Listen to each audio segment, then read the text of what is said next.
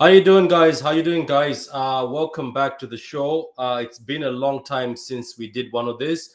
I was just trying out a new intro. Got rid of the other one. I know a lot of people loved it, but I was just trying out and see how things are going to go. Okay, so today I'm joined by Carl from Pitch Points. Um, how you doing there, Carl? How you doing? I love the intro, man. I actually prefer this one to the last one. I really enjoyed this. I was bobbing my head. But- You, so you this know, I you know, really you know me. I like intros that people should be bumping their head, and I want people to I like it. be I like it. excited. Don't be surprised if somebody steals it again from you. I don't know. So one of my friends, I was talking to one of my friends today. I was like, I'm gonna mention the whole stealing thing, and he told me he's like, oh, they're too big of a group to even notice you. I was like, but how? I was like, how is it very? How is it a coincidence that there's so many beats on that website? You're supposed to register yourself to the website. They give you Yeah, free beats. Why did yeah, they land on that particular one? Like they just landed on that one. I was like, maybe great minds think alike. Anyway, so it's him also who made the new instrumental from me. uh, He had a list of instrumentals he doesn't use. He said yeah. pick one, so I just picked one. I need So one. anyway, I need one myself, man. Seriously, I've told you I need one. That was really nice. The intro was really, really good. I enjoyed it. Mm. yeah, I'm gonna have to add the transfer news part because I forgot to add that on that list. If you Yeah. can see. So anyway, guys, thank you guys. Welcome to the show. How you doing, Charlie? How you doing, Adam? As always, nice to see you guys. How you doing this afternoon? Um, before we go ahead, for the new guys out there,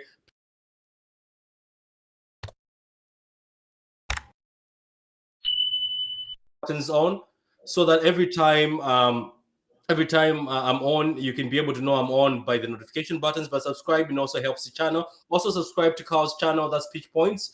Yeah. Right now, as we speak, I'm not sure if it's happening, Carl. I'm pretty sure this is also showing Yes. on your channel. Yes. Yeah, Yep. amazing. Yep. Uh, Yep. we like to share like that. So anyway, let's get on to the topics, Carl. We're gonna just touch on not much though. I don't want us to dwell on it. I just want to hear from your point of view because Mm. we never spoke about it when it happened. So look, here it is. You know what we're talking about, Yeah. the Manchester Derby. So what did you think of it yourself? Wow. So I went into the game optimistic and confident that we would get something out of that game. I know there was a lot of trepidation about the Manchester Derby, and Pep had played it down to say it's not the most important game, and um, which I believe is not, in my opinion. I think Liverpool game between Liverpool and City to me is the most important game, the most two best teams in England by far. So I went into the game confident that we would not Yeah. lose that game. Not that we will win it, but we won't lose that game. But I do know that you had talked about this game was actually critical, that we need to win this game because of Chelsea and Liverpool who are ahead of us, which is a fair argument to say. Yeah. But the moment the whistle kicked off, the way the team was playing, I was glued to. I was glued. I couldn't move my eyes. It was beautiful football all the way through. It was dominant, probably the most dominant Manchester derby I've seen in years. Even more dominant than the 6-1, because the 6-1 we were 3-1 up with like 15, 20 minutes to go. Then the red card happened, and then all hell broke loose. So this one was what we called controlled, brilliant performance with everybody singing from the same sheet music. Hardly any mistakes from anyone. You just on that, you seem to enjoy the away City fans, don't you? Oh, absolutely. I think the away City fans are the best fans in the league, probably in Europe, if you ask me. The way they sing, the way they support their team, it gives me goosebumps even from 3,000 miles away. Now, the home fans is a whole different issue. We can talk about that later on. But the away fans, the way these away fans behave, I remember I went to a couple of away games, with the away fans when I visited England a couple of times, and I really enjoyed it. I mean, it was such a fantastic group of people. The singing, the quote unquote the abuse, if you would, in terms of taking the mick out of the other team. They just enjoy it, whether they're winning, whether they're losing. One of the games that I went to, we didn't win, but the way their fans were just chanting and singing and supporting their team, it's just magnificent. It's so great to hear, even at Anfield, even at Stamford Bridge, even at Old Trafford. You can hear them in the background. You can hear them over the TV. You can hear them for 3,000 miles away. It's magnificent. I only wish that the home fans would take some of that and bring it to the home games, right? Against the smaller clubs, if you would, the Crystal Palaces, the Southamptons, because if they do that, the team won't lose a game. The team will always, win or at least get something out of the game. So, yeah, I thought that the game itself, for me, was just a brilliant game. Total football, total control, passing, moving. They knew exactly what they were doing. All the runs were predetermined. They knew who was supposed to be where. They knew the weaknesses of United. They capitalized on that. And then we talk about this a lot, Patrick. We talk about this inverted wingers, which I hate. Yeah. I know you don't like them. You don't like them as soon as you see that. Right. The wingers that always cut in. Yeah. Now, for me, you can play the inverted wingers against a 4-3-3. If a team is playing a 4-3-3 and they're actually opened up and they actually want, like, for example, the Bruges game, right? 4-4-1-1. They're a good team who like to counter press, who like to kind of keep possession. Yeah. You can play an inverted winger against because you get chances. When you're playing against a back five, a Chelsea, a Man United, right? A Tottenham away, and they play a back five. When you play the inverted wingers, what happens is that your wingers have to cut into their natural side to get a goal. And all those guys have to do is just put five at the back and crowd you out. Yeah, true. But with the natural wingers, what happens is that you stretch the field nice and wide. And the first decision, the first touch of the player is quicker, it's faster, it's more determined, it's easier for us, to attack. Even Pep said it in his press conference that we changed it because we wanted to play natural wingers left and right, to stretch the back five and pin them back. Well, why didn't you do that in Champions League final? Why are you playing inverted wingers in Champions League final against Chelsea's back five? We know what's going to end up happening. Yeah. So I hope this is a lesson for him to say, look, just play your natural wingers nice, high and wide, and use them to pull the opposition apart. And you have channels through the middle for the likes of Cancelo and De Bruyne and Gundogan to run through. That's what we need to do. Okay, so look, for me, I know you heard you don't like the inverted wingers, and sometimes you're right, because to be honest with you, it doesn't work in most games. I've noticed that the cutting in, a lot of players, especially Raheem and Mahrez, when they cut in, everybody knows them now what they're going to do, or everybody knows that Raheem is going to run through this side and do this. But I've noticed that when it's Foden or when it's Raheem at the right hand side, where he's naturally is, he's more trouble. Like we've said it many times that, Raheem seems to be more trouble when he's at the right. So it looks like natural wingers are dangerous. The same way as I know that Sane did not enjoy being at the left, but he was more dangerous at the left. In Munich, he's tried to be at the right-hand side. Cutting in doesn't work for him. Have you noticed that? Cutting in for Sane is not working for him. And they've actually switched him to the left-hand side now, right? So the issue is, I think Guardiola was trying to, quote-unquote, copy Liverpool's inverted wingers. The problem you have is Salah and Mane are wonderful inverted wingers because Salah is a left footer, but he's so dynamic and fast and he's quicker on the ball.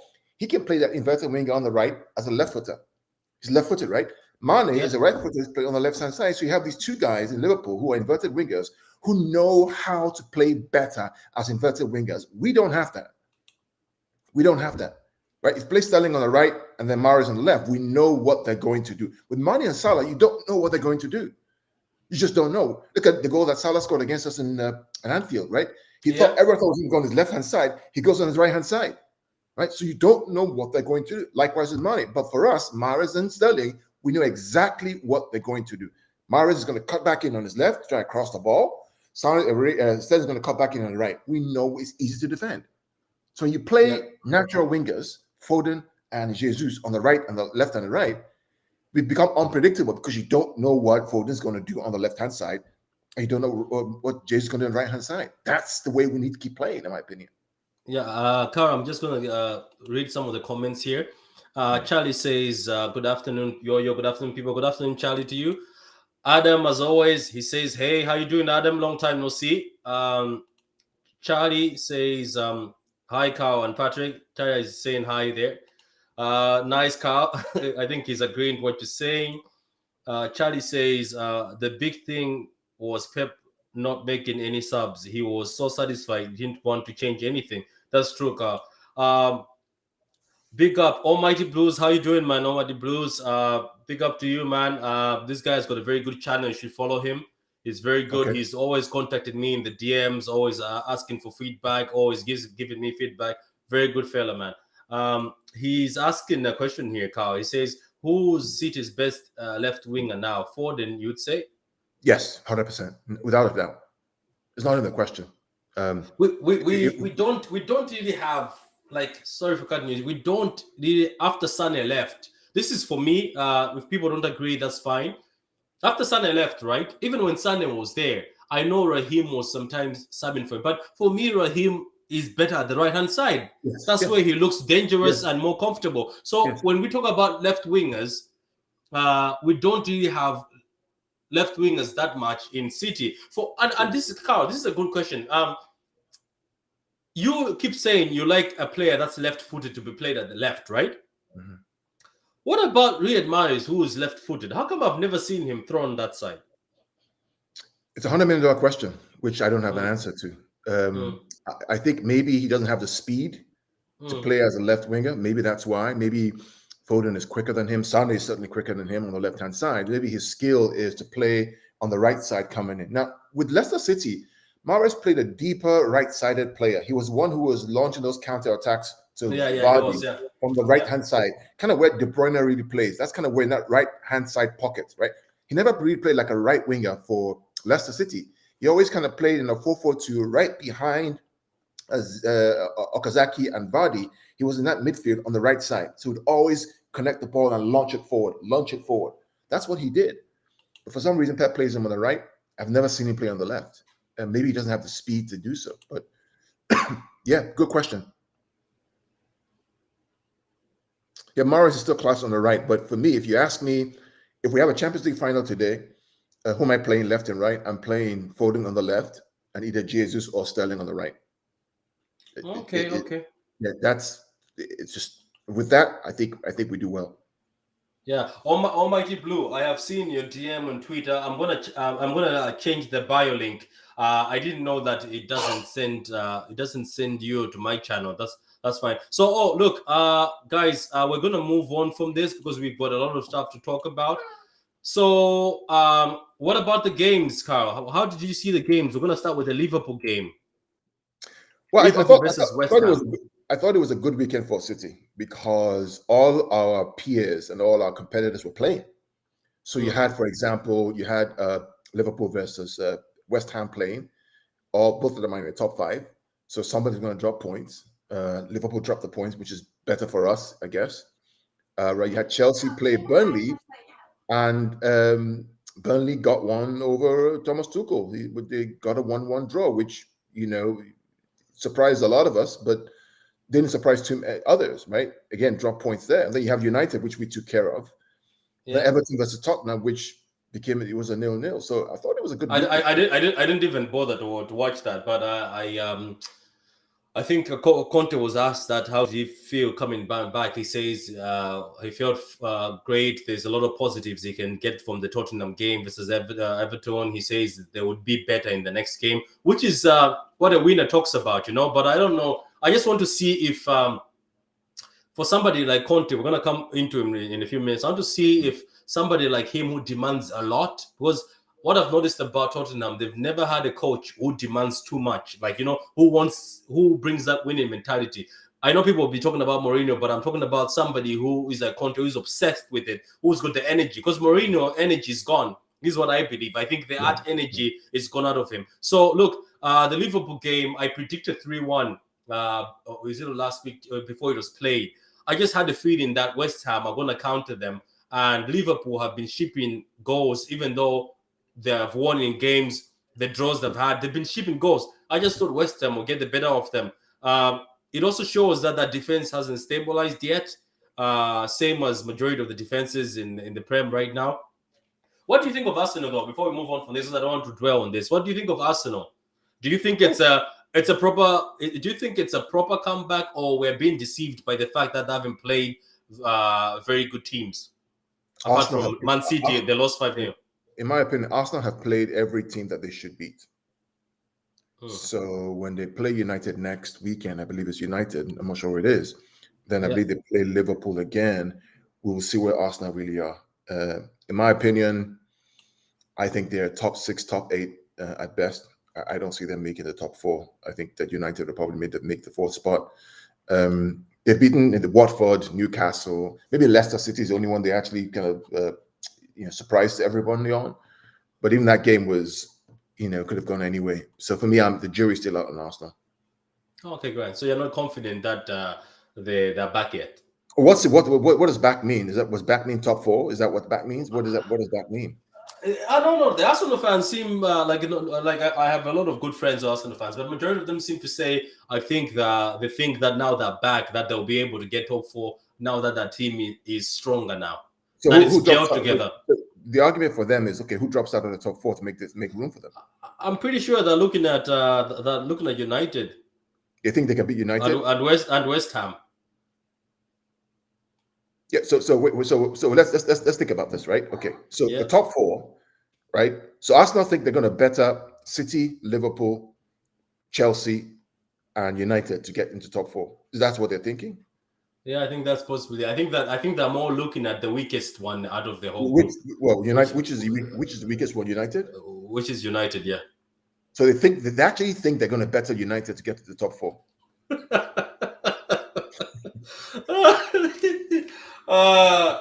I hope Arsenal fans are not watching this. They'll probably. I'm just asking the question. So Arsenal, some Arsenal fans think that they can better United to get to top four. They can better United to get to top four when they haven't even played, except for Leicester City. They haven't really played anybody within the top 10 or top 8 recently. They've only played Norwich. They played Newcastle or whoever it is. They played all these other teams at the bottom of the league. The only person they actually probably got a point from was Leicester City, who are in bad form, and they think they're going to break into the top four.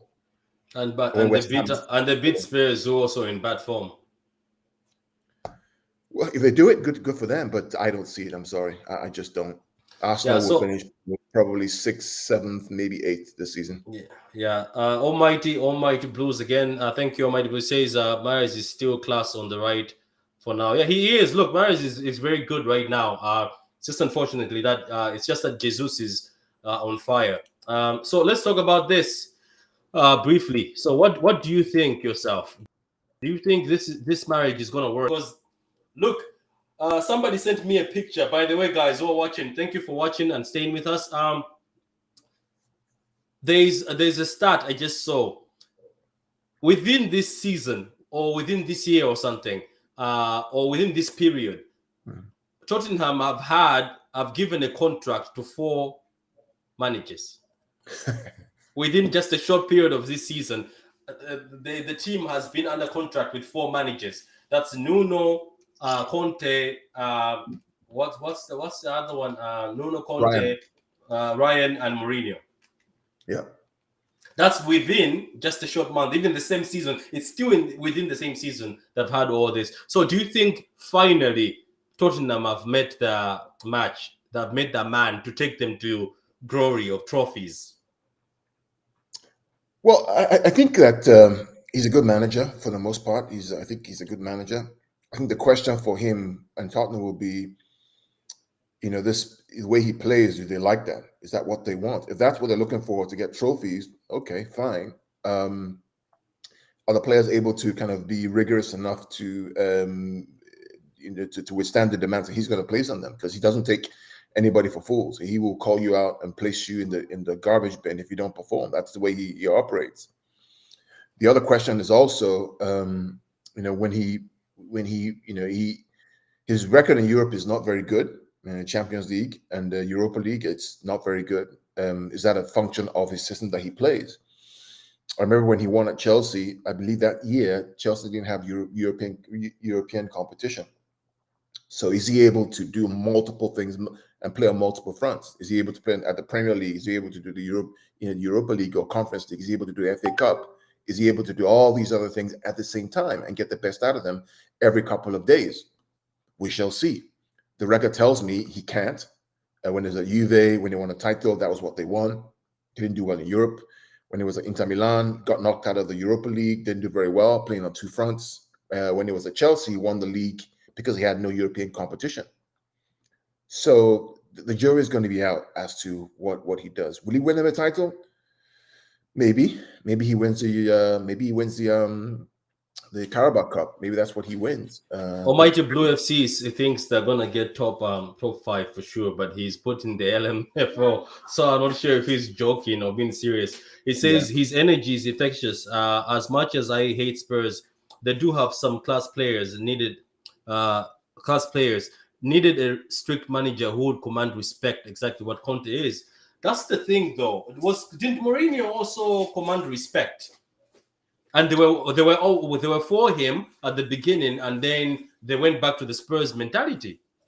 the issue is going to be if this guy wins nothing this year Yeah, and doesn't make top 5, doesn't make Europa League, yeah, what will happen to him?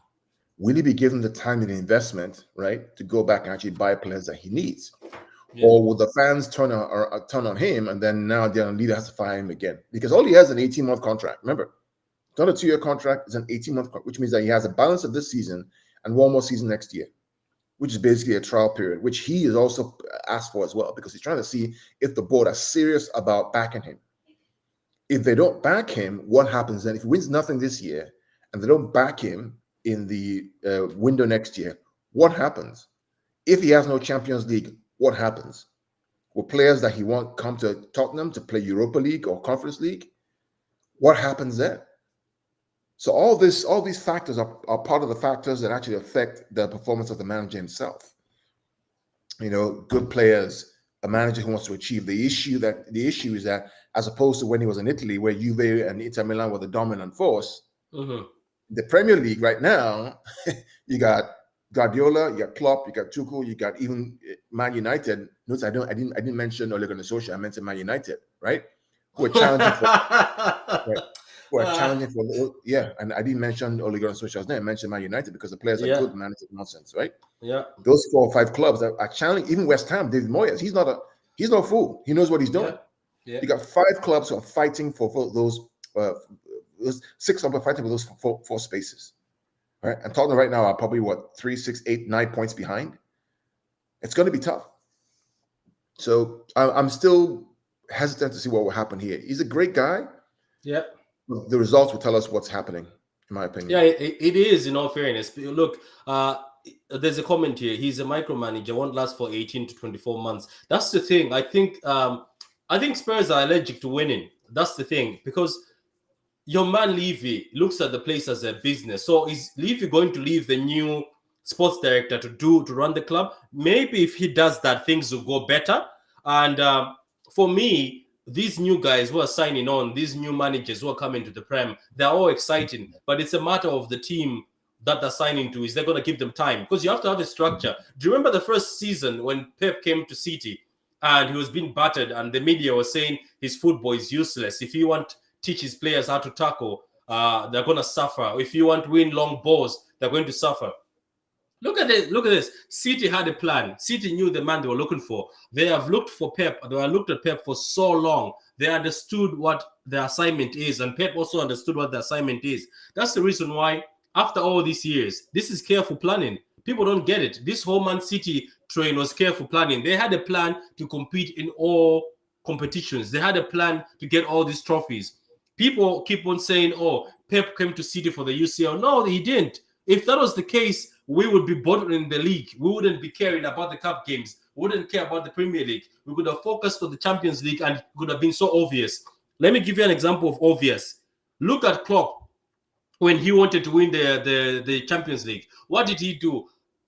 Fielded a small team in the later stages of the Carabao Cup. Fielded a small team in the later stages of the FA Cup. When he interviewed Karl, do you remember? He didn't care. He had no care in his face. Why? Because they had a plan. They wanted another Champions League. They wanted that 6th Champions League. When it was time for them to buckle up and go for the Premier League, you see, they also bottled. They also were not concentrating on the other cups. They just concentrating on the UCL. Everybody has a plan, but it's just a matter of the club sitting down and supporting their manager to the end. That's why I think Conte, I think at the start, did not agree with them.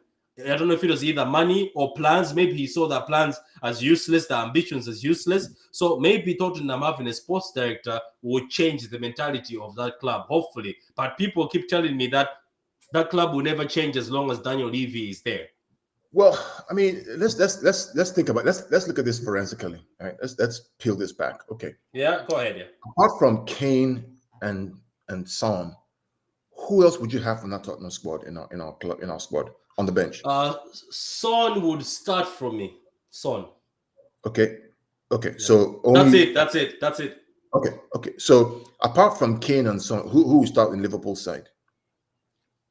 Nobody. Okay. Apart from Kane and Son, who will start your United side?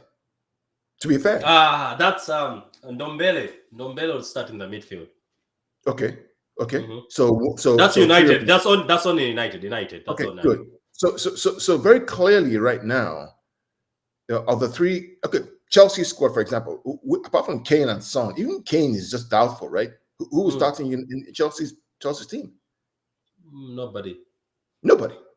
So then, what's the expectation for Tottenham? That you think that Conte is going to turn these guys around to be at or above the levels of the teams that City, Chelsea, Liverpool, and even United have? No. Right. So what is the expectation? Right. So fans are all getting all excited about we'll talk about Gerrard and Lampard and all these guys in a minute. But what is the expectation? What is the expectation? Is the expectation to be top 4, top 5, or top 6? Because that's going to drive how you perceive the manager's role at the end of the day. If the expectation is that you get us into the top 6 and you make 6th position, great, fine, we're there. That's what we want. If the expectation is going to win the league or get top 4 in the next 2 or 3 years, and it makes 5th and 6th every year, then we're off, right? My people, how are they now? How are you doing, Abdullah? Karl, this is Abdullah. This is one of the guys who I am friends with on Twitter. We usually do late night sports analysis together. We did the Chelsea game together. He's one of the guys who supported me from the beginning when I started. I think I've seen him on your stream before once or twice. Yeah, Abdullah, but I'm talking about you, Abdullah. This is your fellow Nigerian brother, Abdullah. Oh, how you doing? Let me see. Make I see the person. Our Nigerian people, our brother. I beg, make we see each other. I beg. Now they come back from work now. I will have to finally take shower and dress up first before I do the video. But audio better right now. How buddy? America won't kill me, so it go bear with me small. No problem. Okay. As Abdullah is getting himself dressed up, so Abdullah, are you still able to talk? Yeah, sure. Yeah, so what do you think of this? We're talking about Conte. So Karlo was telling me that. Patrick, you see the issue with Conte. 2017. I will never forget what he did to Diego Costa. That idiot sabotaged my club. Sell Diego Costa out, test him not to come to the club again. Yeah, I can understand. He won the Premier League the first season, but the second season with Ganaskia and the board didn't go well. Firstly, it was Costa. Secondly, you are demanding for like so many players of like Nagolan, Arturo Vidal, 33, 34 years of age players that are very old age. And for me, I don't think the board, not that the board doesn't have the money. We have that money to buy the player, but does it fit to the system we want to play? No. So it's a little bit complicated because Conte is this kind of weird manager that, like, when you want to win, guarantee 100% is Antonio Conte. I can give you that.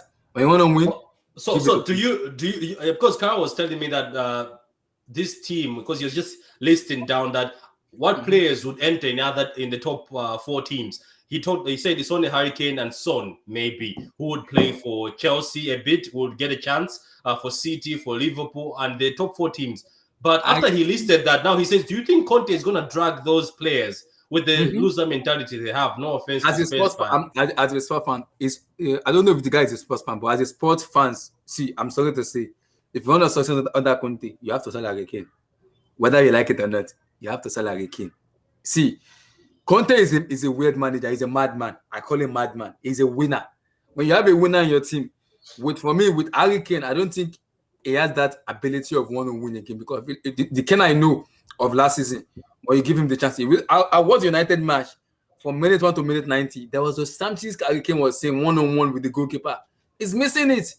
This is not the Harry Kane we all know. We all grow up to watch. He's a prolific number 9 who would score you goals. But when you start Harry Kane one-on-one with the defender, deciding should I shoot, should I pass? I'm on a problem. It's a big The problem. The problem with Harry Kane is the fact that I told Patrick talked about it is when the player says they want to leave, Let him right? go. You let him go. This is why the whole Raheem Sterling discussion, we'll talk about it in a minute, my opinion about it. When a player says they want to leave and they won't sign a contract, you let them go. Simple. Because if you keep them, right, their heads will drop, their mentality will change. No matter what you do, they will not be at the same level.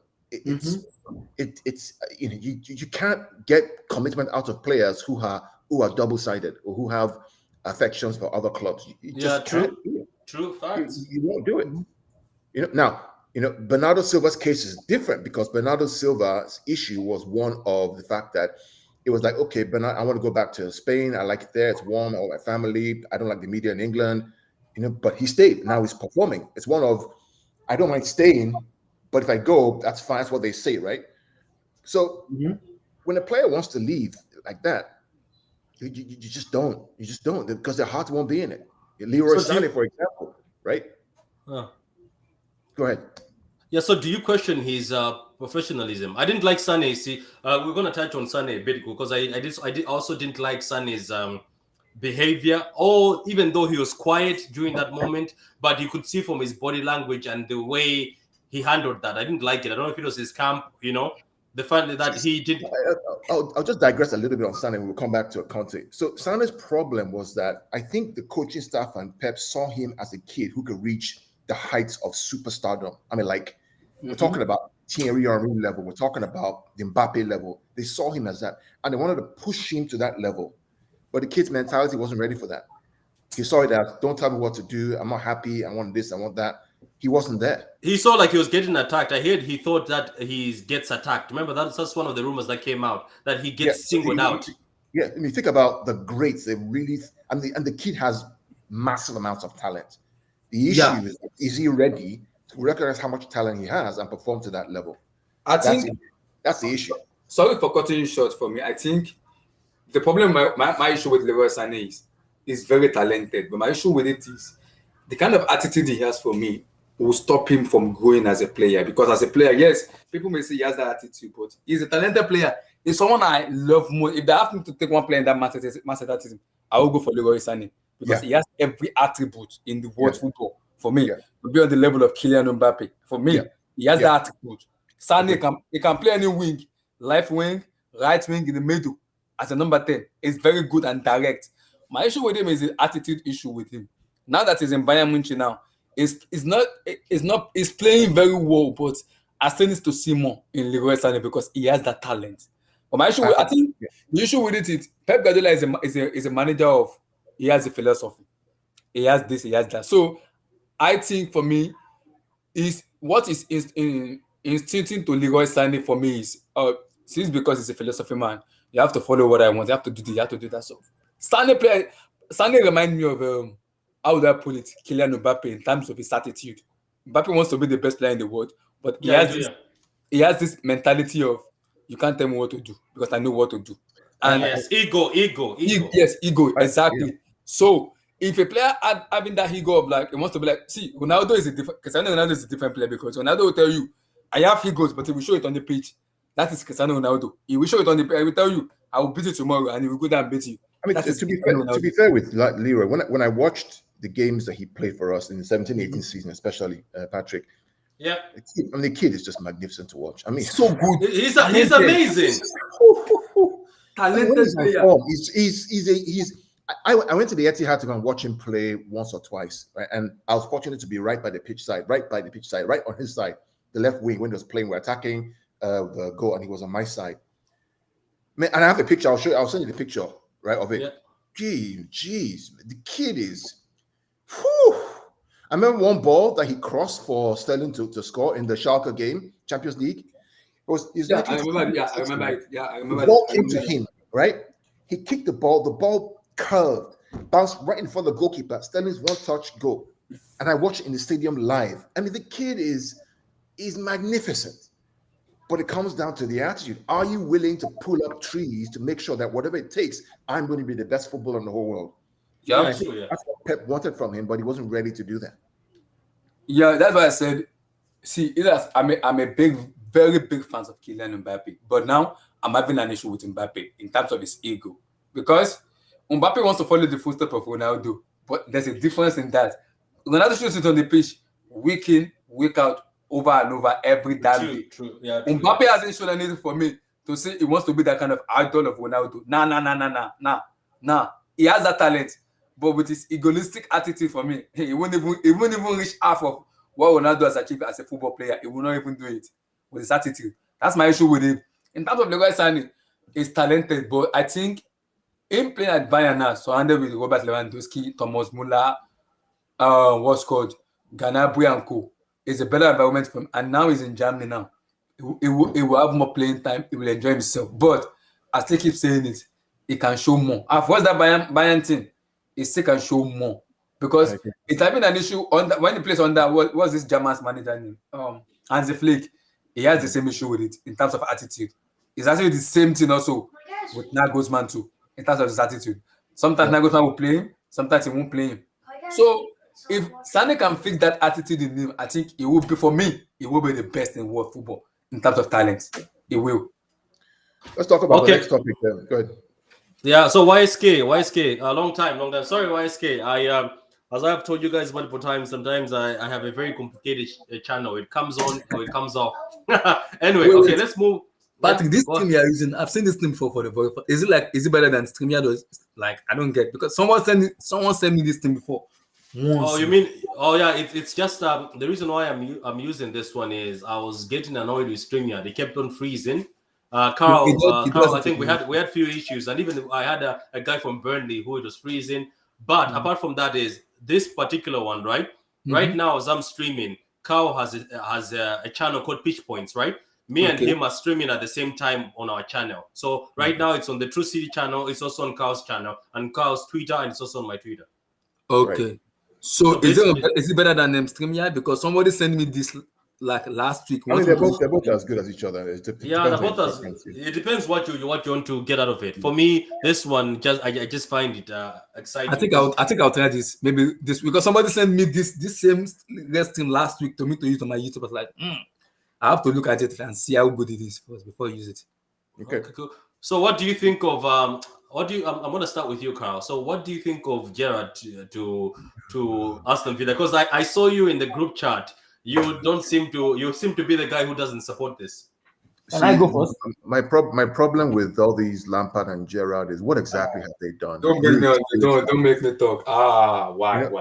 What exactly have they done? I mean, Gerrard goes to Scotland, wins the Rangers. Scotland is like the League One, So I mean, what's the expectation?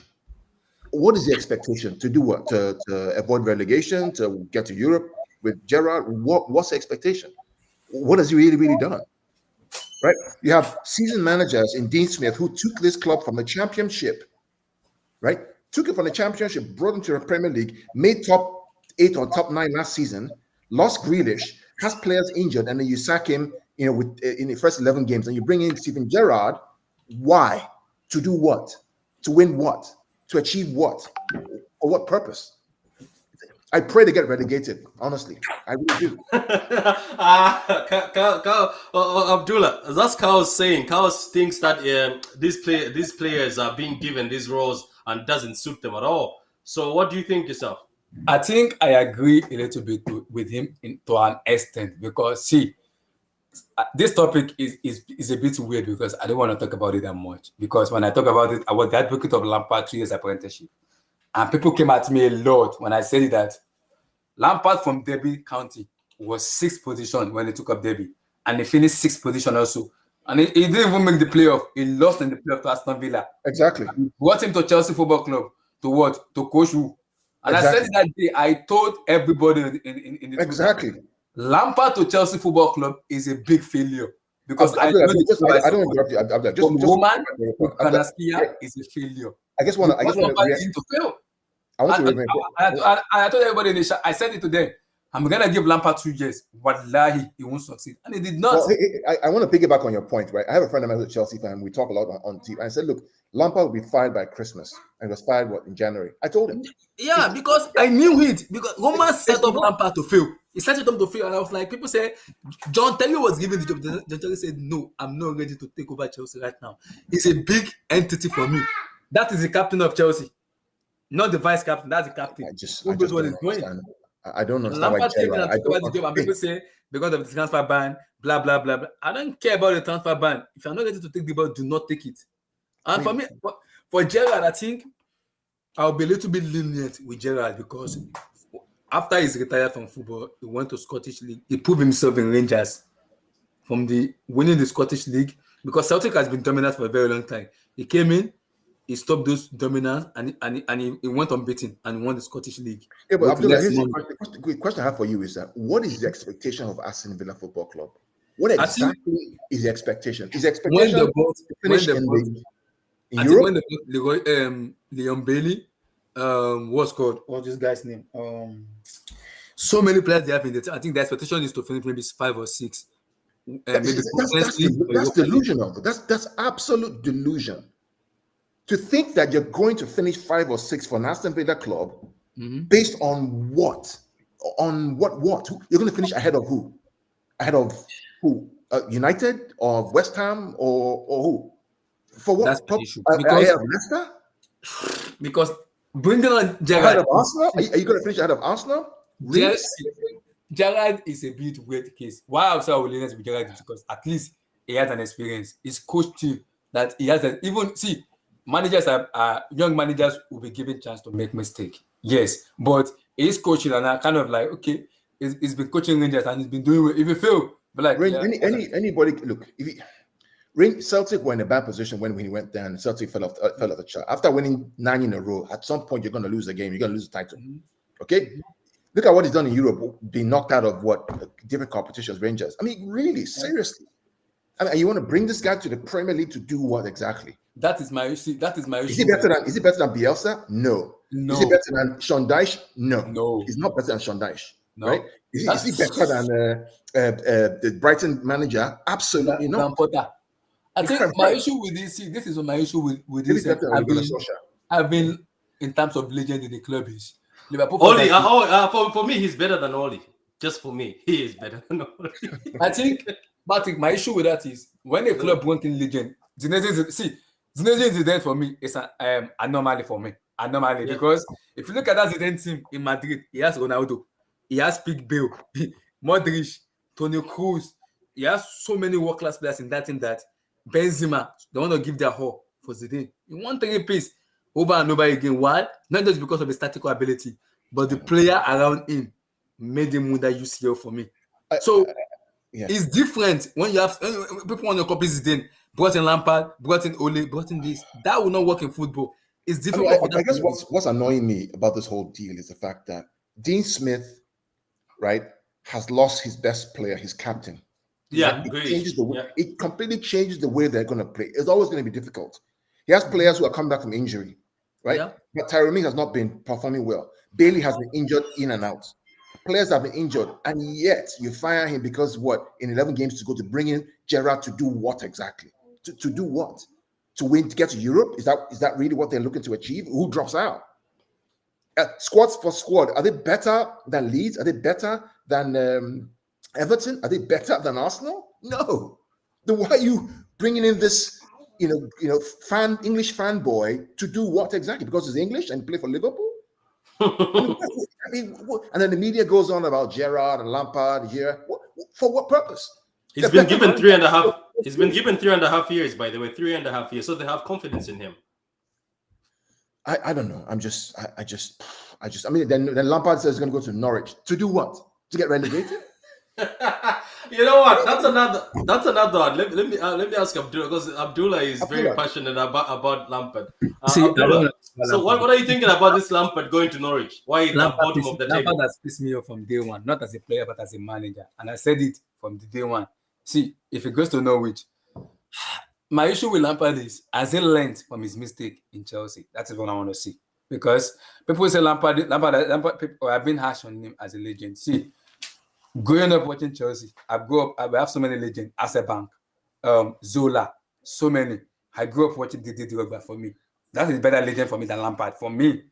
Abdul, let me ask you a question about that. So Lampard goes into Norwich, right? He's already minus 21 goal difference, bottom of the league. Yeah. Yeah. Minus 21 goal difference. So how did they want to care? How did he want to keep them up without scoring? I don't know. How? Unless they've already agreed they're going to be relegated and he's going to stay with them in the championship. I think so. That's another thing. Because I'm like, what's the plan here? This is what I said at the beginning, Carl. If you remember what I said. I said when they employ these managers, I was talking about it, Abdullah, they have to have a plan. That's the same thing about, I'm pretty sure when Thomas Tuchel came in, they had a plan. When Klopp came in, they had a plan. When Pep came in, they had a plan. You have to have a plan. Don't just think that these managers will be able to save you. Like, for instance, this is just my feeling. I think when you get somebody like Gerrard, right? Gerrard, when he went to Rangers, he found them in a very bad situation. But I'm pretty sure they told him that, look, we are behind you all the way. That's why he was too confident on those press conferences. He was very confident every time he has an interview. But do Aston Villa going to have the patience? Are Norwich going to have the patience? Because these people want that Premier League money. That's what they want. They don't want to go down again. Going down is difficult. It's very difficult to go down. So are these guys willing, by giving them 3.5 years, Gerrard, are they agreeing that if you get relegated, we are ready for you? Patrick, I'll tell you what will happen, right? So we're November, 12 or 13 today, right? Yeah, the 12, yeah. By January 1st, this guy doesn't win the next 3 games, he's going to be in the bottom 3. Him, Lampard, and whoever else are going to be in the bottom 3. And then the question will now be, why did we get this guy, an inexperienced guy, in? What's the next 5 games, Patrick? I think let me check. Is it for Norwich or for Aston Villa? For both of them. Okay, let me check now. What's the next 5? What's Aston Villa's next 5 games? Let me see. Aston Villa next 5 games. Because that will tell us kind of. Let's do the next 10 games. That will tell us kind of what. Okay, next 10 games. Yeah, Brighton, Crystal Palace, Man City, Leicester, Liverpool, Norwich, Burnley, Chelsea, Leeds United, Brentford, and United. There you go. I mean, so Abdullah, say the next 5, Joe. Say the game. Okay. Brighton, Aston Villa. They're going to lose to Brighton. Brighton, Aston Villa, Crystal Palace. Palace, that may be a draw. Manchester City, lose. Leicester City, lose. Liverpool, lose. And Norwich. maybe a draw, a win. Carl, you're funny. Did he just give them L to the end? I mean, seriously, Liverpool, City, Brighton, United, and what are they going to get from that? Seriously, the beat United with Dean Smith. That's the only win this season for us. Yeah, but United now need points. United now need points and need to prove themselves on the next couple of games. Remember, this is the December Christmas period where games are going to be quick, where it's going to be squad depth. It's not going to be just one game a week now. It's going to be like 2 games a week because of the Christmas period. Yeah. Carl, one of your subscribers just asked a question here. He says, "Have you guys heard of Dani Alves returning?" I heard about that. I heard about that. That's just ridiculous. Is he heading back there to play or part of the management team? Tell us in the comments. That's a good point. I think Carl, as a management, I think it's gonna work. Him and Carlos Puyol will work with Xabi Hernandez as a manager for me. Okay, but just to kind of wrap up that point, I mean, again, what's Aston Villa's goal? Is their goal to win all those games in December and come out on top? Or if they lose to Liverpool, City, United, Brighton, and Leicester, that's what, 0 out of 15 points. That's a relegation zone. What happens on January 1st? Did they not fire the guy if they're in a relegation spot? Because Newcastle have better players than Aston Villa do. And a better manager do. And a better manager in this guy. He's more experienced. He knows how to, at least for the most part, win games to keep Bournemouth with a little budget. But okay. I think I'm gonna a little bit lenient with Gerrard. It's because you see these 5 matches, I'm gonna just wait. I won't say a word. I'll keep my hand on him. I'm like, okay, let's see how he's gonna survive those matches. Then we'll have to, because the discussion is he better than Lampard? Is Lampard better than him? I keep saying it over and over again. Lampard isn't ready to be a manager at a top tier, either a relegation team or a top tier team. Because what? He has 2 things. He has ego and he has pride. If that doesn't take away from Lampard as ambition as a man, he will keep failing whenever he goes. Why? Because he won't learn. He doesn't want to learn. Can I say one more thing on Lampard? I think before we move on to the African Cup, I think Lampard should have, for Lampard to get my respect, or look, I respect him as a legend for Chelsea and as a player, a great player. But I think for him to get the respect, or for him to have a good CV, he has to go back to that Championship league and get a team promoted. That's when at least we can say, okay, Lampard, you can do something. You know, like he has to take a team from the championship, bring it to promotion. The final part about this Lampard, what pissed me off the most is it gets so many support from Roman. Do you know Roman doesn't support the manager just anyhow and gonna scare. Those two of them, I call them crazy mafian in terms of the way they run clubs. They don't just support you for anyhow. They use their brain when they support you. Roman supported Lampard. You know how many players they bought for Lampard? People say the club bought those players. Kai Havertz, Timo, Hakim Ziyech, Thiago Silva. So many. So many players they bought for him. Still, Mendy, he can't galvanize it. And you're telling me because of the transfer, he lost Hazard. I see losing Hazard. I understand that. Yes, you can lose Hazard, but if you're that good of a manager, there must be a way you can play around your team with kind of player you have, and you work things out. Okay, so there's a question. He gets so many backing from Roman, and still he failed. And Chelsea fans will come out and say he wasn't backed enough. No, I don't want to hear that. He wasn't backed. It was giving the risk. I'm being factual. It was giving the resource needed to succeed. And from the moment he started point and I said it, that's a big failure on Lampard. And the game, I think, just to wrap up this segment, the game that showed Lampard's inexperience was that 3-1 win City against Chelsea at the Stamford Bridge, where they played the false nine and ripped them apart within 30 minutes. Yeah, I think after that game, it was clear to everyone that this guy needs to go back to school and learn. He was getting sacked, which I thought he needs to do is go back and learn under another manager, and like Arteta did for the most part. He doesn't want to. That is my issue. He doesn't want to do pride. It's pride. And anyway, let's move away from Lampard. Let's just answer yes or no on this one, because we already talked about Conte. So somebody's asking, will Conte win the EPL with Tottenham? I say no. What about you, Abdullah? Two things. Is one, will Daniel Levy make him win the Premier League? Because the question is, we know Conte as a serial winner. He will, whatever club he goes to, he win. But with Daniel Levy, makes him win. Because if Conte say, Levy, June, May, I want to sell Harry Kane. I don't care how much you sell him, get Harry Kane out of my club. With Daniel Levy allowed... Abdullah, here's my issue with that argument. The argument is the fact that will Conte win? I don't think, even if he gets all the players he wants, he won't win it, because the competition is not the competition that was there when he came to Chelsea. With no European competition. Now, you have a fully prepped and dangerous Liverpool. You have a Chelsea team that's absolutely in rhythm. You have a City team that's destroying teams and know what they're doing. He ain't win against those managers. He can win Papa John's Cup and make Tottenham Hotspur fans happy. Yeah. That's the best thing he can win. Premier League title is a big ask for me. What they can do is he can make them challenge for maybe top 4 every season, like what Poch does. That is fine. That's okay, guys. I don't think top 4, because who drops out? The way West Ham are looking at the moment. The issue, and this is why I talk about all the time about the Premier League and European competition, right? Actually, to be fair, the Premier League is more difficult than the Champions League. To win the Premier League is much more difficult than the Champions League, because in the Premier League you have these 6 clubs, any one of which can win it. I mean, literally anybody can. Look at it right now: 3 points between Chelsea, City, Liverpool, West Ham, United. They're all there in the mix, and they can change. In the Champions League, you can play Porto or play, Luhansk or some kind of crazy club and get a lucky draw, and you get to the semi-final, and it's one game, one mistake, one red card, boom, you won it. In the Premier League, 38 games in and out of season, 9 months. It's a difficult bastard. It's much more difficult to win it in 38 games than to win it over 9.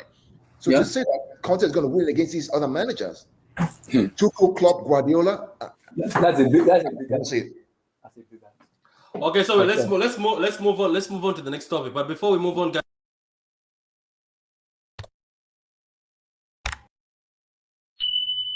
the notification buttons on, so that you can be able to know when we're live. So the next topic, guys, is AFCON. AFCON is coming in January. I'm gonna start with you, Abdullah, because I know you really love AFCON. I love AFCON, man. I'm gonna do so many things on AFCON. My brain is already hot already. I'm gonna join you. I'm gonna join you on this. Anyway, guys, my brain is hot for the AFCON. People are already DMing me. When are you gonna do preview of AFCON? Please. Let's collab on this. Let me, you, Patrick, collab on AFCON, because I love to watch AFCON as well. Man, I'm hyped up for this AFCON. If they're born gonna throw away, if they're born in Papa way, if they're born in Mama and Papa way, do this AFCON. You should not risk that guy's useless. I'm sorry. If they're born in Papa and Mama way, you're going to Nigeria get charm. You go see him. It's a useless comeback, man. If they burn and win, make it even reach final. Look at the player we have. Chukwueze, Osimhen. Are you telling me you're not gonna? That guy's useless. I'm not gonna say anything. You know the funny thing, AFCON, Abdullah, in 2001, after we lost the first World Cup, I said this guy has to go. I said this guy has no business being there at all. No, you know the problem. Amaju Pinnick is my issue because Ganetro has this influence in terms of recruitment of players overseas. The likes of Eberezi, this Crystal Palace guy. Actually, I need to answer that question from Carl whenever you're done. Okay, no. This kind of player, no. When you're done, you can go ahead because I have a lot of comments from Carl. So go because ahead. Eberezi and co, he has this kind of influence that when you play from overseas to play for the Super Eagles, there's a court Ganetro get and there's a court Amaju Pinnick get, the NFF president. That's the reason they're not gonna cycle unless it goes bad. My issue with it is now they brought in Odion Igalo to do what? That's my question. To do what? Oh my God. No, I don't. Ganetro said he needs experience because the player we have doesn't have experience. Osimhen is one of the most talented striker in world football, and his bagging goes. Abdullah, I would take Osimhen at City today as a number 9. Why?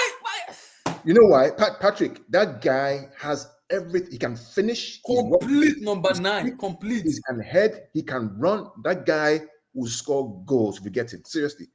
But to answer this guy's question, I bet with someone on my team, and I said it again. Osimhen, for me, Osimhen comes to. He will like. See, I can see him scoring 30 goals in EPL. In Man City, I'm never. You see, people say Haaland. You see, Haaland. My issue with Haaland is we're all hyped up because it's the UCL, this and that.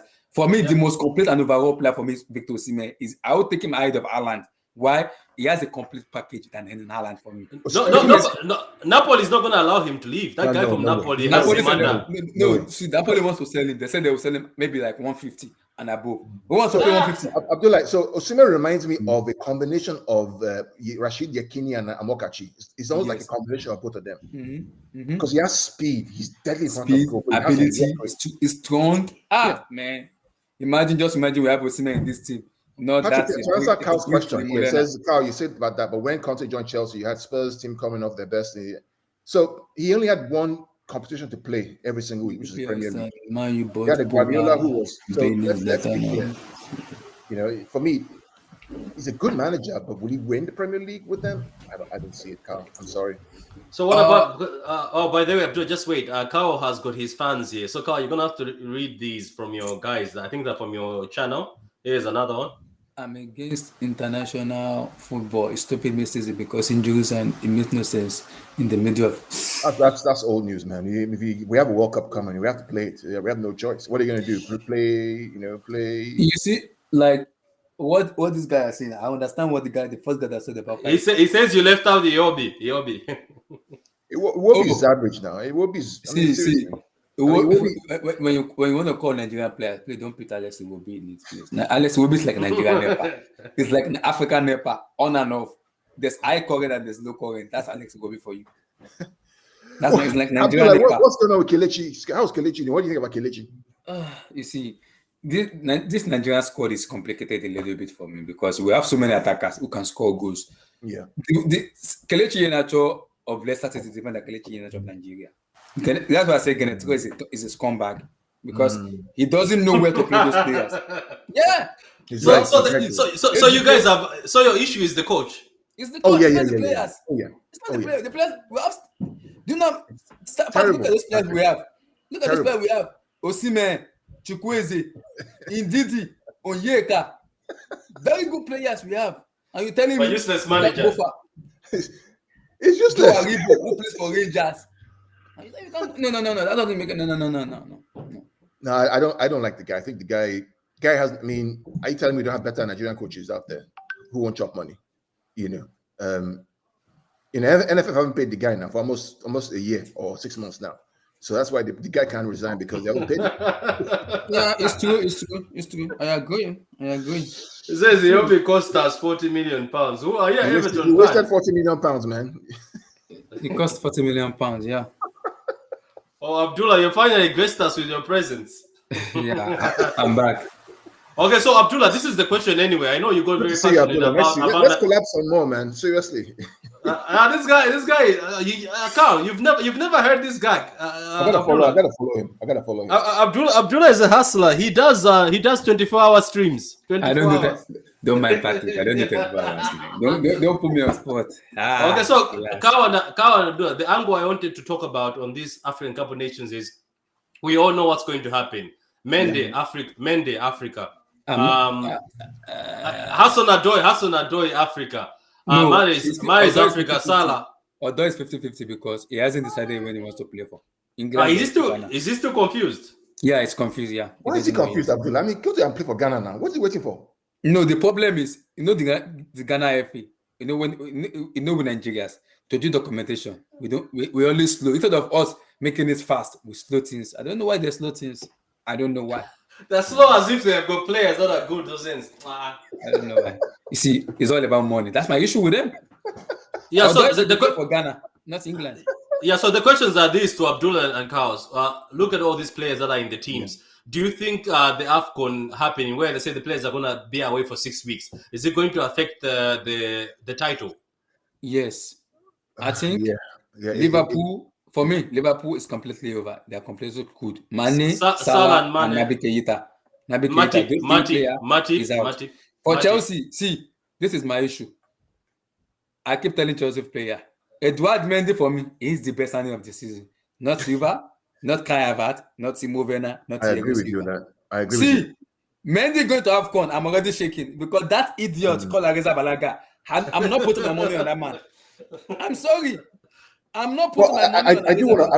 I want to back you up here because I have argued this with my Chelsea friends as well. I said, look, the reason why your goal difference is high because you don't concede goals because of your Edouard Mendy. Because if you see the chances that have been created by other teams, Mendy has kept you in the game. How many points is one of this year? I can't even count it. A lot. He saved in the Brentford game also. Brentford 7 saves he made in the Brentford game. 7. The only caveat is the fact that the games you have during that period, I think you only have City on the 15th. That's the only game away. No, we from January we have Liverpool. Liverpool. I think when are they supposed United? We have United too. 4 matches in a row. When are they supposed to go to in the middle? There's an FA Cup. In between, there's a Carabao Cup. When are they supposed to go to AFCON? So Mendy and Ziyech for me, I don't even care about that one. That one's a useless player. I don't want to talk about him. Mendy is my own issue because we're gonna miss him so well. So Abdullah, when are they going? Where are they going, Abdullah? They are going December 26th, Boxing Day. Wow. Aye. They're leaving immediately the final whistle by 26th of December. Everybody's leaving. Nobody's Christmas has come early for everybody. It's coming. Liverpool is already completely fucked up. They are fucked up already. Liverpool are done. Abdullah, so that means that your next 3 or 4 games leading up to December is going to be critical. You have to make sure you get points. Yeah, exactly. Because we have to get as much points as we were before January. Because even before the 26th, we have to get so many points because and you also have Club World Cup as well. Yes, is in February, and that is my issue. Okay, they moved it. It's in February, and that's my issue because I don't know what. Doesn't that complete with Champions League round of 16 as well? Yeah, it's in February too. Oh man! See, we are fucked up already. That's why Tuchel is angry. He's angry because. So you're telling me that it's Chelsea that's gonna get affected more? I think it's Liverpool. No, I think I'm talking about Liverpool in terms of their best player. They should hope and pray Salah doesn't get injured in Nations Cup. If Salah gets injured in Nations Cup, Liverpool is done. It's done. The start of the season. Wow. The start of the season. Wow. What about United? United's just buying. That's it. Man City, nobody. Brighton. Mahrez. Okay. Brighton, Bissouma, and this guy Umepu. Is it Umepu or what's his name? Yeah. West Ham. West Ham has no. Benrahma. Said Benrahma. What about the defender? Patrick, let me send you the list. I have the list of all the people who are missing. Let me send it to you. Algeria. Post it. Benrahma. Cool. Yeah, post it. Yeah. So let me send it to you so you can do it. So don't keep guessing. I have it right here. Let me hold on a second. Let me send it to you. Once I send you, receive it. But you can keep talking, Abdullah. Okay. Benrahma, West Ham is Benrahma. And I think Brighton, they have Bissouma and what's called Mwepu. The new signing that one is playing for Zambia. There's I think Liverpool, Arsenal, Pierre-Emerick Aubameyang is out. Thomas Partey is going also too. That's true. Wow. Michael Mohamed El Neni is out. He's playing for Egypt too. So they are fucked up in a little bit small. Yeah, you're right. Who again? Tottenham Hotspur. Let me share it. Nobody. Okay, Tottenham Hotspur, nobody. I have the whole list of all the players. Southampton is fucked up. Southampton has Mohamed Salisu, Ghana. They have Here we go. Patrick, I just sent it to you now. You got it? It's on your WhatsApp. You have it?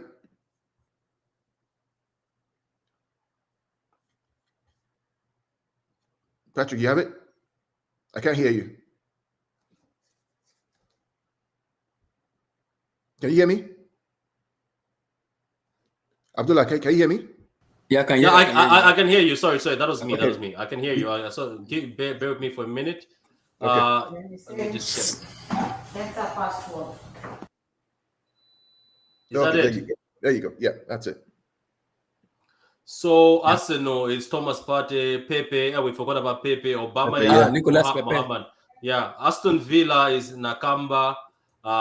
Bertrand Torreira. I thought he was from. Okay. Oh, Trezeguet. Trezeguet, yeah, Trezeguet. Burkina Faso. Brentford is Frank. That's the CDM, isn't it?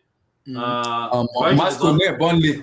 I've forgotten also Côte d'Ivoire. Yeah, that's I like that guy, that Conte guy. Guys, it looks like every team is getting affected here. Look at Crystal Palace, Zaha, Slop, Ayew, Chikote, Koyate.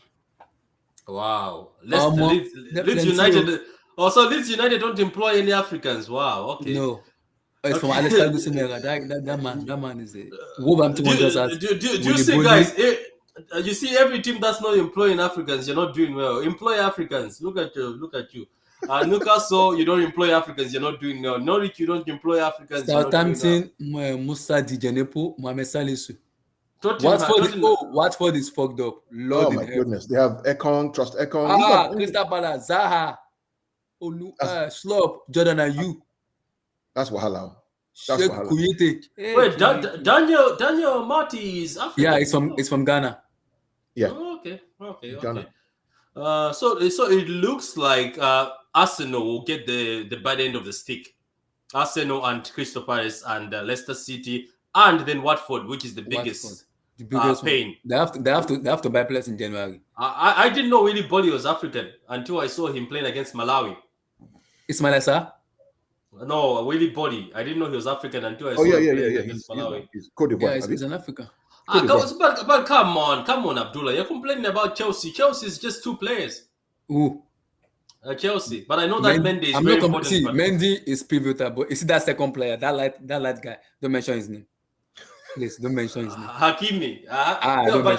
Look, Hakimi, I think it's just he doesn't work out, but he's a baller. No, I think my problem with Hakim Ziyech is, you see the problem with Ziyech.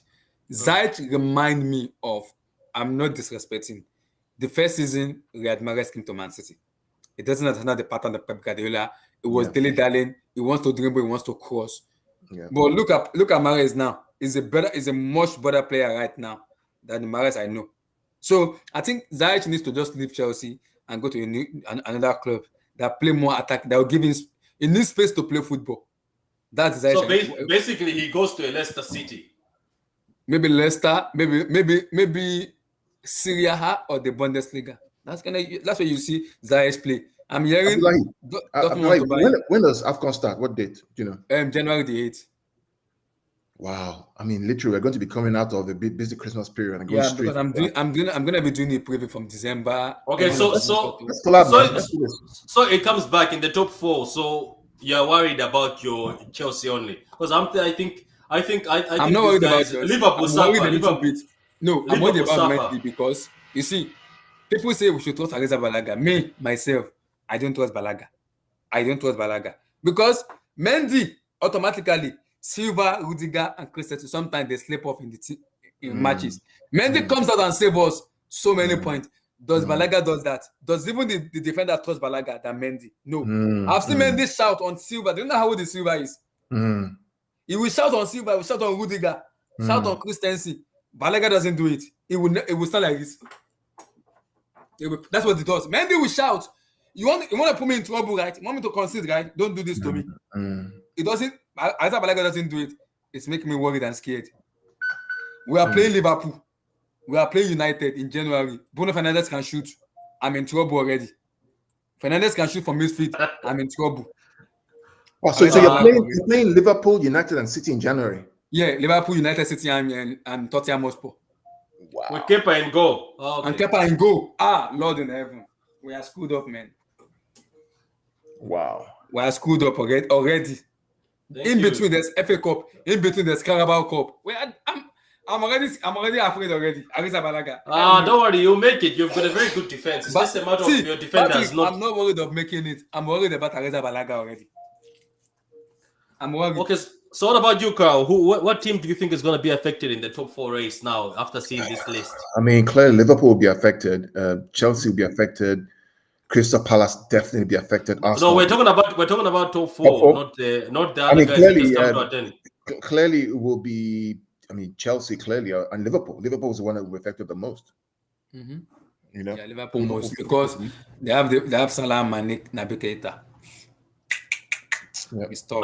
I've been saying this though, guys. Before we move on to the next topic, people haven't. Some people got angry at me saying I'm lying. I told them that. Sorry, I'm gonna have to change this again. I was telling them that I think.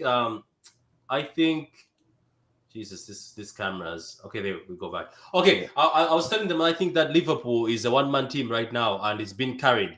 And they were saying no, nobody's carrying it. So I was like, I think Salah is carrying that team and has been carrying it ever since last season. Without his goals, even though they were playing bad last season, without Salah's goals, they could have struggled last season. He saved them a few moments. Mm-hmm. What do you guys think? Just briefly before we move on to the next topic. You see, I have so many Liverpool fans, and see, we banter a lot. Liverpool fans sometimes, when they talk, I just smile. Sometimes they piss me off, and sometimes I just laugh because sometimes when they talk, I look, you guys relax. Van Dijk isn't up to the level you guys are calling him. For Mo Salah, I think the problem is everything is gone from Robertson to Arnold to Mo Salah in that team. If you want to beat Liverpool now, you don't need to attack them. Just sit defensive and counter attacking them. You kill Liverpool. Transition. See, if you are playing possession with Liverpool will kill you. If you are possessing, they will kill you. For the next 20 minutes, you are done. Sit back and attack them. You kill Liverpool because Van Dijk and Matip is, for me, are not at the level they are at the moment. And Salah can be taken out. If you're a very good defender, you can mark Salah out of the game. You can mark him out. So if you want to play possession, blah, blah, blah, Liverpool will beat you.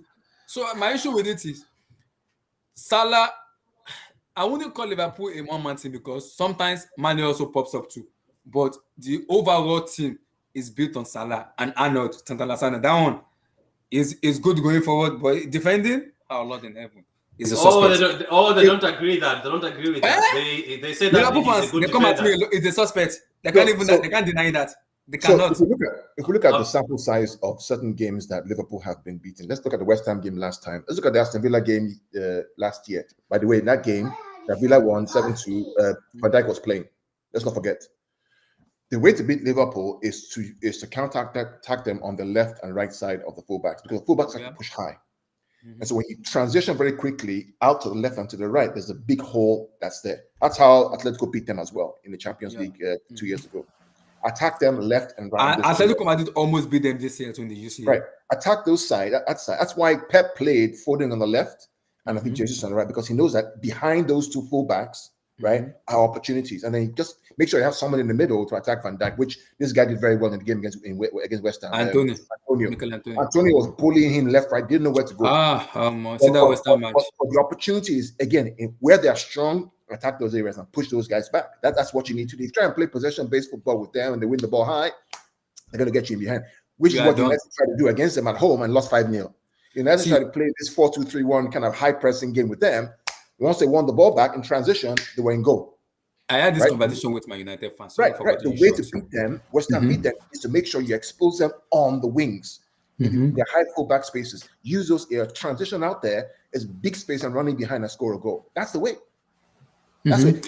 When we played against them, right? It was 2-2. Our goals came from where? We talked about it in detail, Patrick, right? From fullback areas. The first goal came from the left-hand side. The second goal that we scored came again from that right side to the left side again, using that area. So I think Liverpool is dropping a little bit in terms of form, because I said it last year and I said this again. Alisson Becker is looking suspect this year. Very, very suspect this year. The Liverpool goalkeeper. This year, it's looking very suspect. He was looking suspect last year when the year was ending. Last year, his weakness secret wasn't open last year because he had cover. This year, he's exposed a lot this year. Because but to be fair, right? I mean, even when he was at Roma, he wasn't very good, to be fair. Yeah, he wasn't. He wasn't very, very good. But somehow, when he got to the team, Van Dijk was informed that, he won. His weakness is when he tries to play the ball onto the right, because he's right-footed. So he always tries to play the ball to his left-hand side. Whenever he tries to do that, right, from his right foot to his left side, he always misses the ball, always misses that. Yeah. That's when he's very good with balls in the air, shot stopping, he's good at that. But once you stretch him, he gets exposed. But he's a good. And the goal Pablo Fornal scored, that's Alisson. What are you doing? They should have catch that ball. I don't know what's doing. How that ball into that net? I have no idea. I don't know. But this game for them next weekend against Arsenal is going to be key, because they have to win that game. Carl, I don't want to talk about Arsenal because Arsenal fans are already coming at me that I'm negative. And I'm not negative about Arsenal. My issue with Arsenal is they're overhyped after going 15 match unbeaten, whatever match unbeaten they call themselves. We've talked about this before, that they're overhyped. Arsenal, let's wait and see what happens. I mean, they've won every game they should win. Watford, all these other small teams. The strongest team. By the way, Abdullah, the strongest team they played was City, and what happened to them? Oh, it's 5-0. They even lost to Chelsea.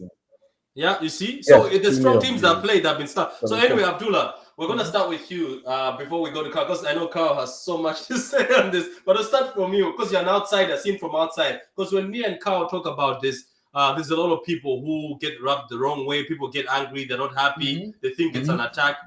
You've heard about the situation with our boy here, Raheem. Yeah. Raheem's as I used to call him, Raheem the Dream. You know this. But now he did not renew his contract. The contract is left now with 1 year left next year. When it starts January, he will be in the same situation as... Yeah. Can I make a substitution, please? Can you give me Raheem Sterling? I will give you ZH, please. I'm begging you, please. No. We're not. Do you know what, Abdullah? That's the thing. People don't get it. No City fan is throwing away Raheem or wants him to go, but he's decided not to sign that contract. He's dragging on. I don't know if he's got plans to go elsewhere. So what do you think from outside? What do you think is happening? I think the issue with it. I think Sterling's situation is like Sane. I think he wants to start different. He wants to try different competition. Maybe have more playing time and show himself more in terms of ability. Raheem Sterling is good. I think it needs an environment where he can thrive around him together. Where they are like, look at the England now. There's Kane, there's Saka, there's Mason. There's so many players around him. He is the pivot of that team, because once you play Raheem Sterling in, you know there's somebody. There's Foden there. There's Bukayo Saka there. So it can translate. In Man City too, he has the same thing. But I think the issue with Raheem Sterling is Foden has moved from last year to now being an integral part of the team this year. You brought in Jack Grealish now. You are diminishing Raheem Sterling's his playing time in Man City. He will drop off. Why? Sterling, Foden and Grealish are playing above Sterling. He wants to play more. But before he can play more, he has to prove himself to Pep that I'm better than Grealish, I'm better than Foden. If he doesn't do that, he has to go. It's very simple. Because they brought in Grealish in to what? To outperform Sterling. And right now, what Foden is doing is going to be difficult for Pep to drop him right now. So if I'm on Raheem Sterling's shoe, I'll be like, oh, I'm screwed up. I got to go. There's another alternative that I think, that playing Sterling on the right side, which means he has to fight against Jesus and against Mahrez, which I think he can. I think that if he plays Sterling on the right side, I think he can win the spot back, because he's proven to us, all of us, throughout his whole career, especially in that 17-18 season, that he can play on the right and be deadly. Yeah. Right? I mean, if you have a front three of Foden, Sterling, and then maybe a false nine, whatever it is in the middle, I think that's his best position. I don't think playing him on the left-hand side is very good for him. Against Chelsea in the Champions League final, to play on the left-hand side, he didn't perform well. In many games where he played on the left-hand side, he didn't perform well. Play him on the right. The issue right now, Patrick, is the fact that you have 18 months left on your contract you're not signing. We can't let you go. We can't let you go for free. Either you sign or we sell you and get some money for you. Now, understand very clearly, I talk about this in our WhatsApp group, that Sterling is a fully depreciated asset on the books of Man City. Yeah. That means that when you bought it for Liverpool for 50 million, right? His contract was over 5 or 6 years, right? That valuation was spread over those 5 or 6 years. So right now on the books, it's a fully depreciated asset, which means that we're not paying that fee, amortized fee to Liverpool every single month, every single year. It's completely gone. So right now, Sterling is a salvage asset on the books. So whatever we can get for him, whether it's 45 million or 50 million, is pure profit. Yeah. In the accounting terms. So now that he has 18 months left on his contract, in my opinion, if you get 45, 50 million for him, sell. Get somebody else in. Because you can't afford to let him go on a free transfer in 12 to 18 months' time with nothing coming in. Do you think somebody has? Do you think Abdullah? I think you can also answer. Do you think somebody has whispered in the ears of these players, Pogba, Raheem? You know, Mbappe. We know he's going to Madrid. I have a feeling. This is just my feeling. I have a feeling. I think Madrid might be the team that has whispered in most of these players' ears. I think these players have been whispered by because Madrid wants to rebuild, right? I think that also going to be. Do you remember is it Camavinga? Whatever his name is. Camavinga is there. They whispered in his ears. You see, Madrid, Alan Madrid. So yeah, I have this other feel like all these people end up there. Even Pogba, in my surprise, I think Madrid has whispered in the ear of these players. Patrick, you can get all the players that you want, right? You can get all the Galacticos that you want, right? The issue is going to be: do you have the managers, the coaches, players to get the best out of them? Yeah, Ancelotti is a better manager. Ancelotti is good. Right. If you don't have those players, all those coaches who can get the best out of them, the likes of Tuchel, Klopp, Guardiola, you can get all the players you want. You ain't win nothing. See, we're at the point now where the margins between the exceptional players and the very good players is very, very, very thin. Very thin, yeah. And the difference is the coaches that we get to get these guys to play to the next level. If you don't have that, I would love to say this thing. Being a Chelsea fan, I would love Raheem Sterling in Chelsea. Why? Is because we do have an out-and-out direct winger. See, I keep saying it, and I'll say it again. Christian Pulisic is an American endorsement. I have an issue with that. He gets injured most of the time. Sterling doesn't get injured. He plays above. For me, he plays above. He doesn't. Pulisic. Yeah, he doesn't. His fitness is incredible. He plays above Pulisic. That one take the balls. We have a player in Hakim Ziyech who doesn't want to play anymore. Sell him, get whatever you want to get. There's a 2 spots left already. So for me, like. Yeah, I think we've lost Abdullah there for a minute. So, we've lost him for a minute. Patrick, I think for me with Sterling, either sign up or we sell you to the best bidder, and we move on from that. I mean, it's again, it's quite simple, and we thank him for all he's done, and we move on. I know there are a lot of. I would love Sterling to play for. I would love to see him in the dynamic of that Chelsea team around him together and see how he's gonna play. Because I think under Tuchel, Sterling will be more direct because Tuchel play with more of an inside forward when you watch him play. He loves to play with 2 wingers that are very direct. So if you can play Sterling together with 2 wingers that are very direct, you'll get the best out of him. Because for me, I'm having an issue with Pulisic getting injured over and over. My only issue with Sterling is the fact that, look, dude, why don't you fight for your spot, man? Stop this. I'm not signing. I want more game time. Do your talking on the pitch. You've done it for years. Go back there and fight for your spot. Don't let Jesus or Maris take over your spot now. Fight for your spot, man. Come on. Yeah. So look, go to the media and saying I want more game time. What are you doing, man? That doesn't help you. Doesn't help the club. Doesn't help you. It go back there. Show them what you can do. If you can't do it, pack your bag.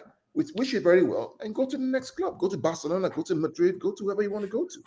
Yeah, so guys, wait, how much is he earning at Man City? How much is he earning per week?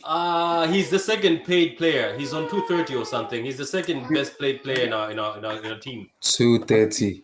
He wants the same thing as De Bruyne. He wants the same money as De Bruyne. How much is De Bruyne earning? 300 something. 230. 230. Chelsea could pay him that because our head paper right now.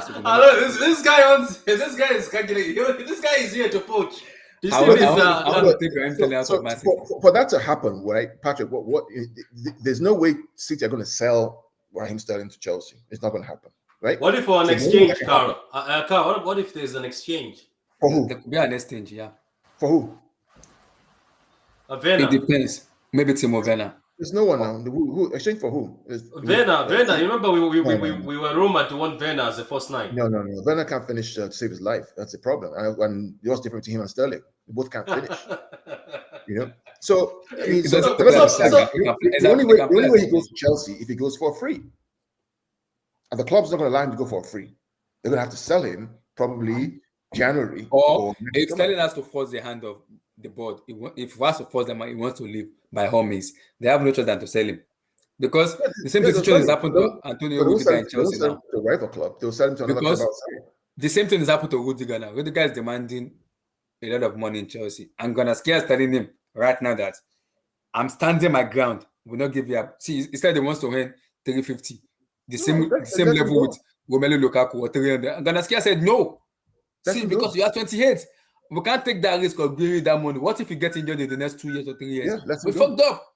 Yeah, let him go. It's not hard. This is not a hard thing. Okay, guys, we're gonna have to close it here. Are you not going somewhere, Karl?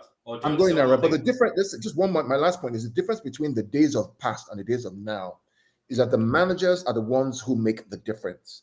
If you get the right manager in place, you make change happen. Chelsea is an example. Guardiola, for example. Klopp, for example. It's not about the players. Players, yes, can help, but it's about the manager. Look at Man United with Ole Gunnar Solskjaer. You put Tuchel, you put Guardiola, you put Klopp in Man United, they win trophies overnight. Yeah. Right. So the leverage that players have, yes, is there, but ultimately it comes down to the manager that drives all that change to happen, in my opinion. So, and that's my last point before I have to leave. Okay, guys. So thank you, Abdullah, for coming on, man. I appreciate it, and Karl for coming on. And Karl and Abdullah, Karl, I'll send you the link to Abdullah's channel and Abdullah's Twitter, if you don't mind, Abdullah, so that you can. Sure. You talk to him if you want to collab. But you better be prepared to bring the fire on Abdullah's channel because there's so much fire. There's fire. There's Chelsea fans. There's Chelsea fans there, Karl. They want to kill me. They'll 2 years apprenticeship Lampard to Mason Mount. They want to kill me. I'm used to it. So guys, in the comments, thank you for being with us. And just for the future, make sure